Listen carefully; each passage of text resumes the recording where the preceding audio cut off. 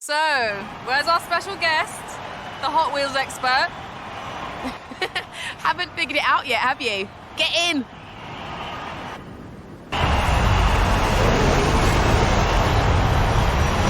Just look at this place. It's like a childhood dream come true. I thought I'd bring along a few friends who wanted to show off their Hot Wheels inspired cars. So, I've got some fact sheets here. You get to learn along with the audience. I'll just hit the record button and... I never would have guessed, Hayley. Stick with me, kids. The biggest Hot Wheels expert on Earth is about to take you to school. It all started with Elliot Handler, who saw the toy cars his son played with and thought to himself, I could make something better. You see, right from the very beginning, Elliot envisioned a toy car that looked cool and rolled fast, making it that much more fun to play with. At the time, there was nothing out there like that. Handler brought in former rocket engineer Jack Ryan and General Motors car designer Harry Bradley to help. And between them, they made the first 16 cars, known as the original 16. Jack's team developed the stainless steel axles and Delrin hubs that allowed the cars to roll super fast, while Harry made them look super eye-catching. Harry and Jack's contributions became the pillars of Hot Wheels, performance and design. The first car off the production line was a custom Camaro, a lot like the one you're driving right now. Ah, I see what you did there. Yeah!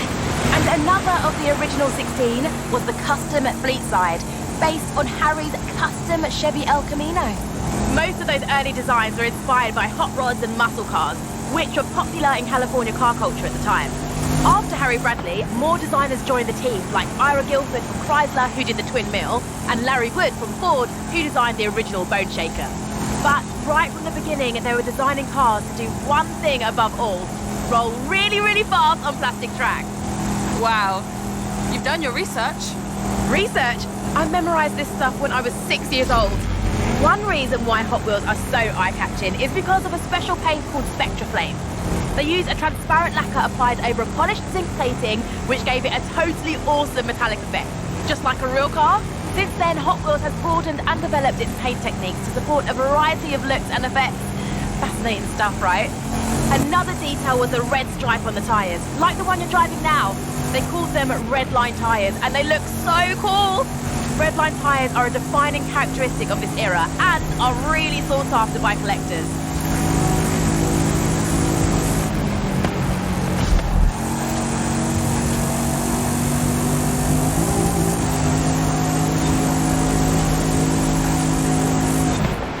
Nice drive.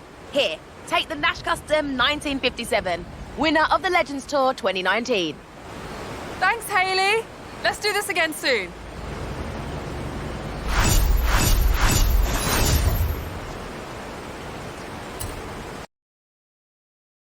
Come on, let's take this monster for a spin.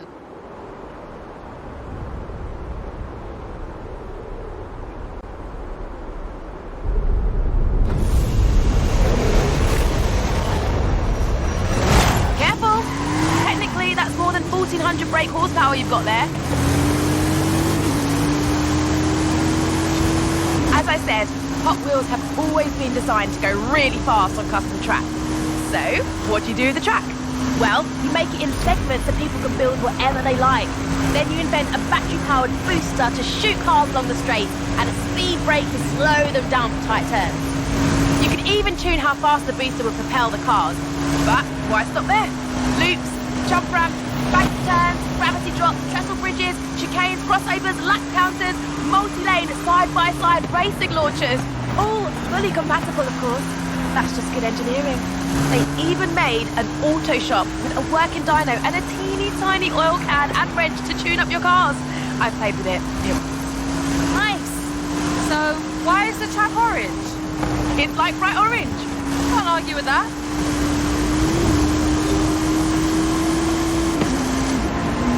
As you know, nothing is more exciting than seeing cars racing side by side. Hot Wheels made loads of accessories for this, including launchers for the start line, speedometers to clock the speed of passing cars, and finish gantries that could show which car had won. No cheating allowed. In the 70s, there were dedicated multi-lane track pieces, including the Fat Track, which was 3 lanes wide and had no dividers for a risky overtake.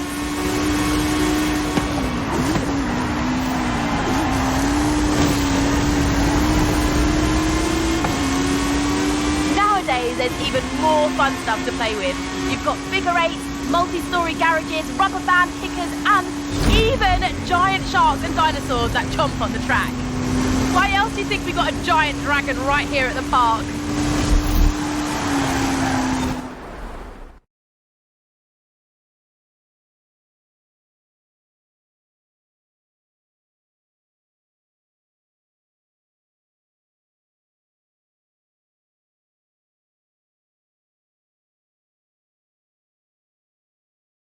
So, why make your cars go really fast on plastic track? I give up. Why? So they go further when they jump off the end, of course. Come on, let's go.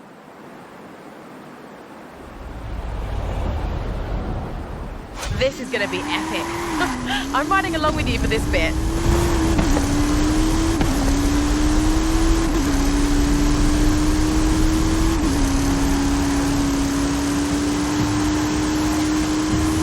Punch it! Let's see the twin mill fly. Wow! So aerodynamic.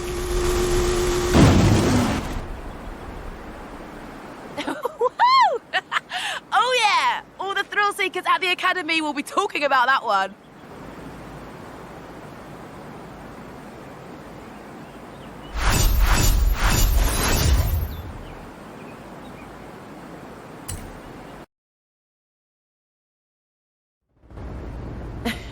You're probably wondering what all this Snake and Mongoose talk is about, right? You take the yellow car, I'll take the blue. I'll explain along the way.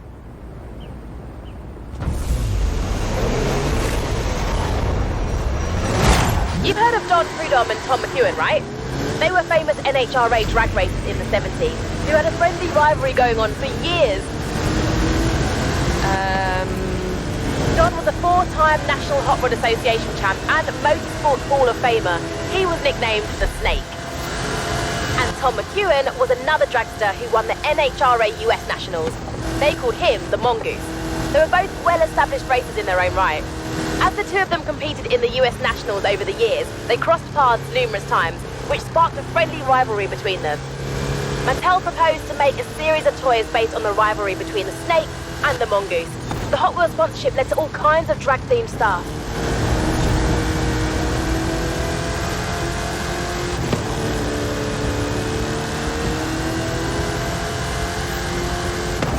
Hot Wheels came out with all kinds of new lines back then.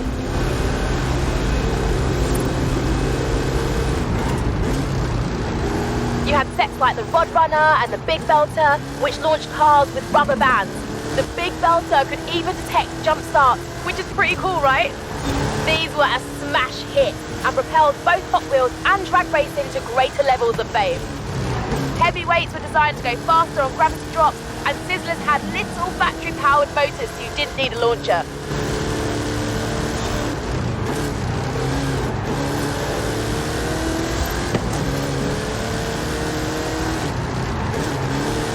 And a new designer named Paul Tam started drawing six-wheel designs like six-shooter and open fire.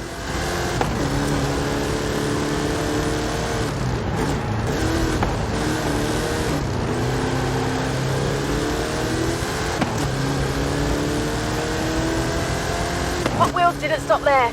There were loads of other innovations like tampo-printed patterns on the cars, which no one else was doing.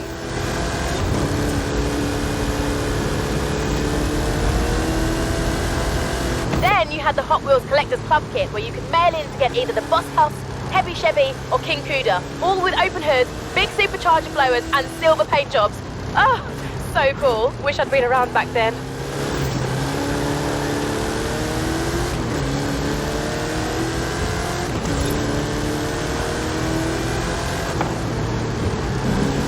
You know what? All this talk about drag racing has given me an idea.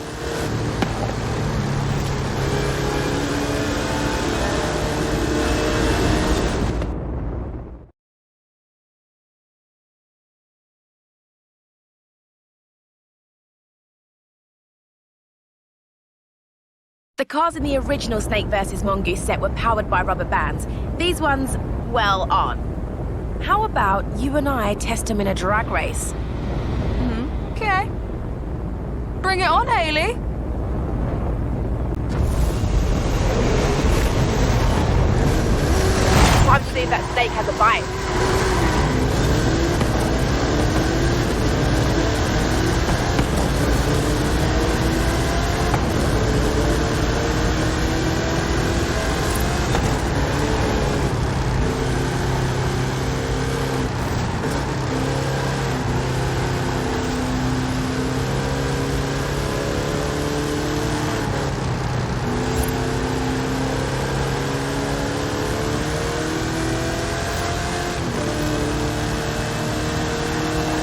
Coming up on a loop. Keep your car in the middle.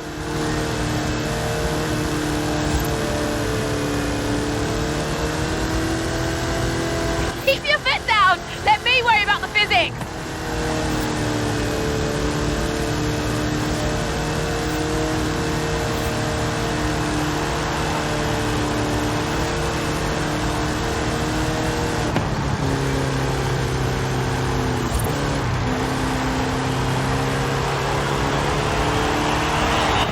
Not bad, not bad. I obviously let you win, though. Who else am I going to give the keys to the rip rod?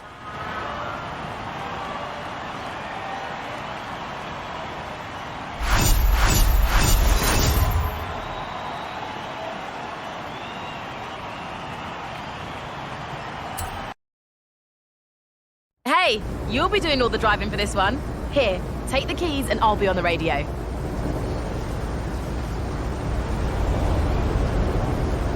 Fair warning, I've got loads to tell you, but I promise it'll be worth it.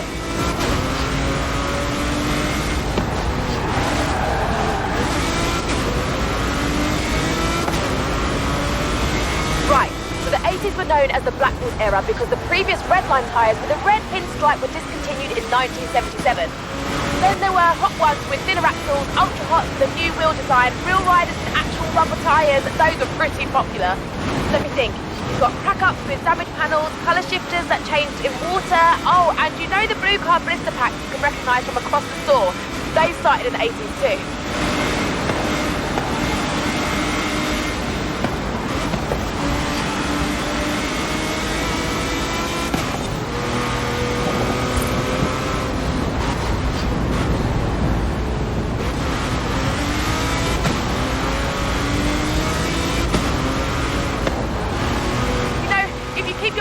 You can mail them in and redeem them for bonus cars. I didn't know that. Oh, well, now you know that.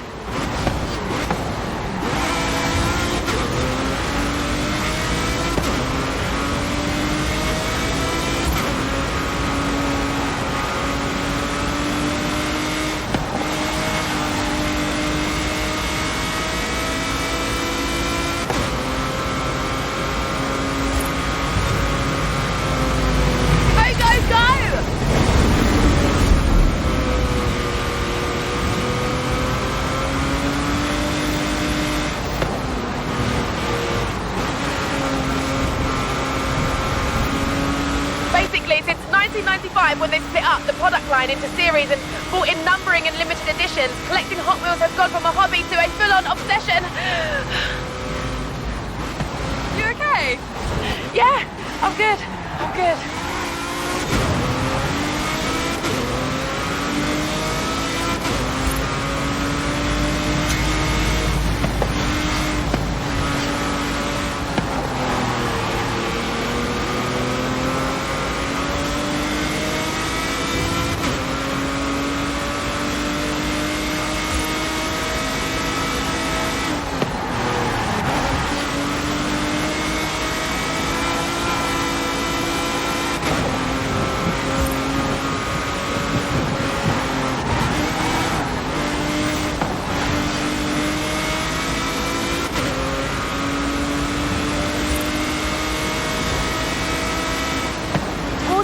Era, Mattel bought Tyco Toys in '97, makers of the Matchbox brand of toy cars. This brought all the miniature toy cars under one big roof.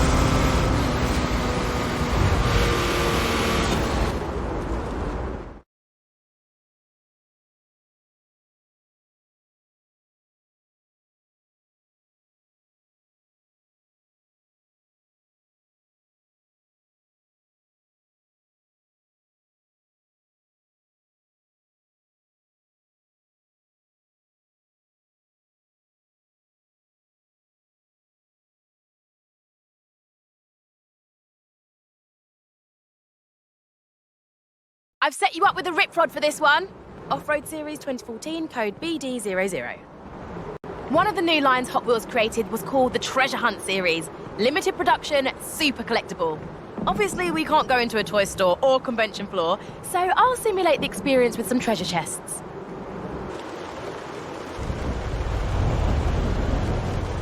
Go find that treasure! Collect them all!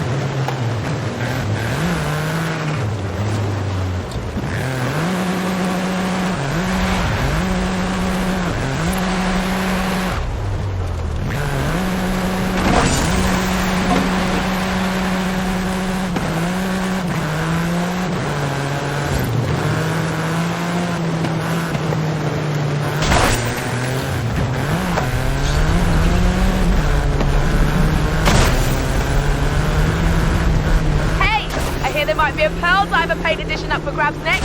See? This is my whole life!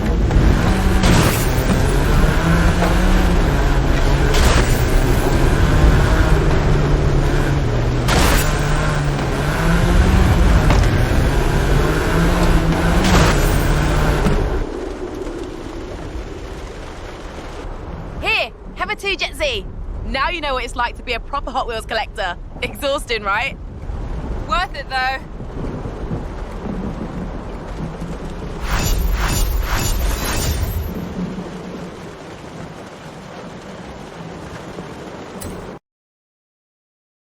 I've always had a soft spot for the Bone Shaker. It's like an antique you can drive around in. Let's go.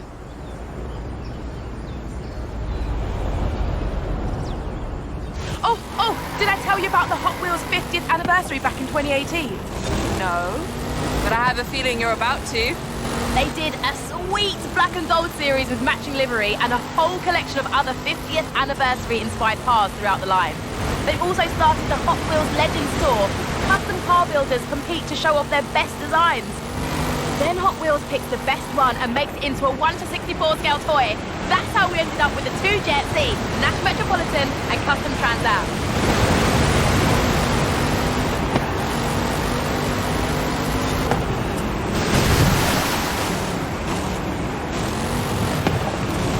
Sometimes the opposite happens, where a toy car gets scaled up into a real one. Hot Wheels have made more than 20 full-scale cars and used them to break 3 world records with actual corkscrew jumps and double loops. It's wild.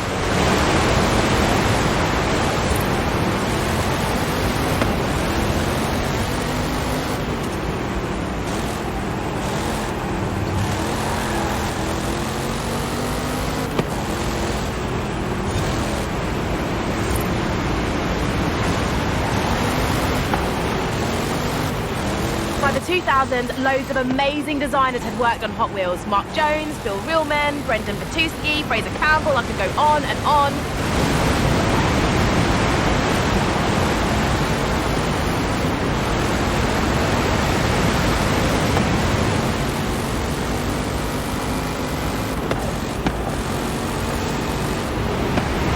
remember they made loads of creative casting designs. There were lines like the Toon, Nose, Cruise, Fatbacks, Torpedoes, and the Drop Top series, and the Realistic series, if that was your jam.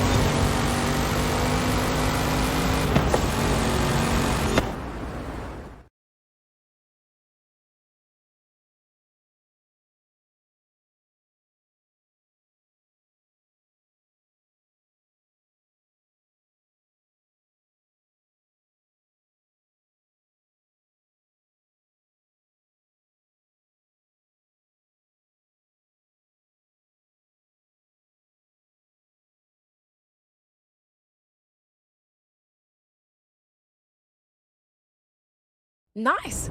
Now, let's shake up that bone shaker a bit, shall we?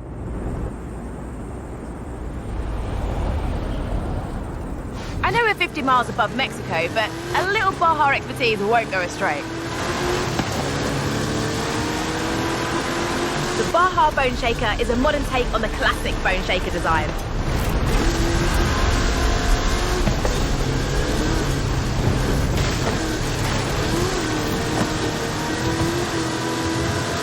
Hot Wheels have done heaps of cool stuff outside of model cars as well. You mean apart from the Horizon Festival? Exactly. There was an animated movie in 2003, a TV series called Hot Wheels Accelerators in 2005, and tons of video games going all the way back to an 8-bit version in 1984. Oh, those were the days.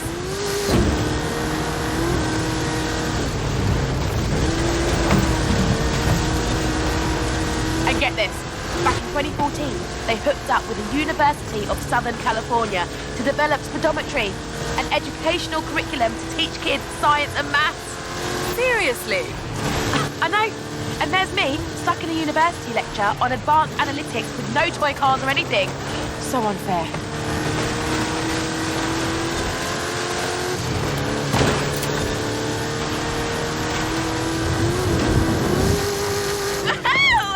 So aerodynamic!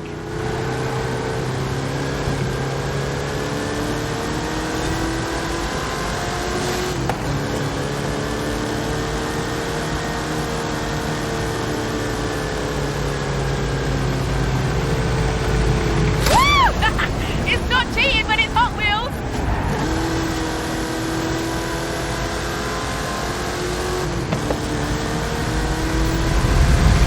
I'll get a spatula to peel you off the seat.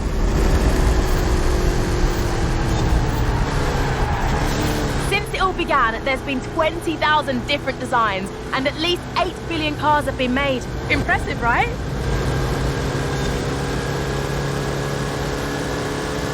But the rare cars are still worth a lot at auction. An ultra-rare prototype of the 1969 Volkswagen Beach Bomb sold for $72,000, and some collections are estimated to be worth over $1 million. In the early 2000s, several collector conventions began to spring up around the world, where fans could meet up to buy or sell cars, show off their collections, or just talk about their hobby.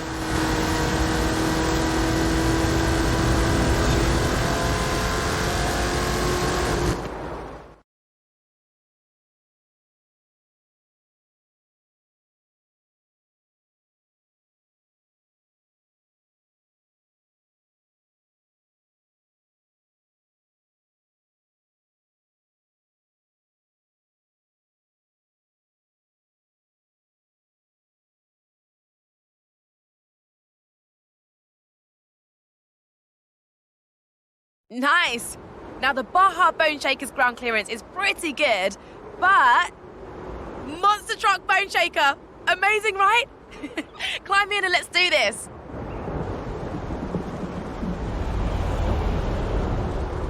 I figured we could finish the documentary in style with an epic stunt run in this beast. Don't ask how we got it up here.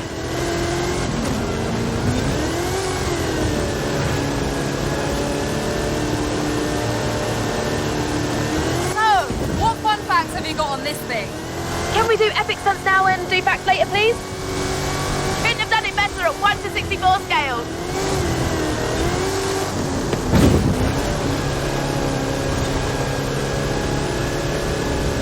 Very nice. We'll make a Hot Wheels pro of you yet.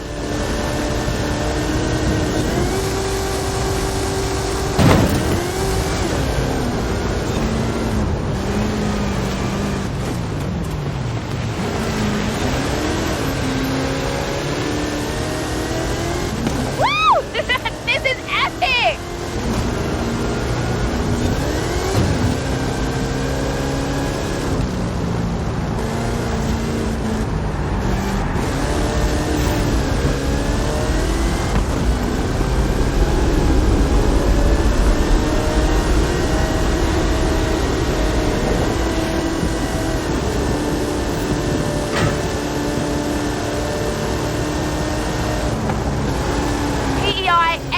Chassis, 540 cubic inch Chevrolet engine, 66 inch Terra tyres. It's a beast! Anyway, stunts please! It's not the same without the flame!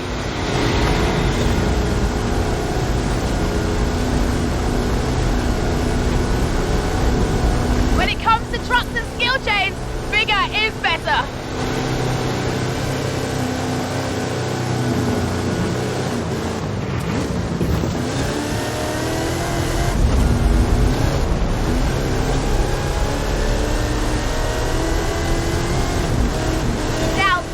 The Hot Wheels finale.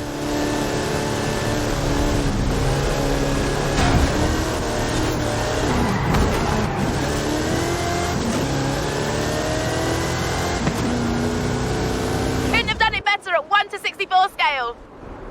Yeah, that was a suitably epic finale. Thanks. Here, have a Mustang.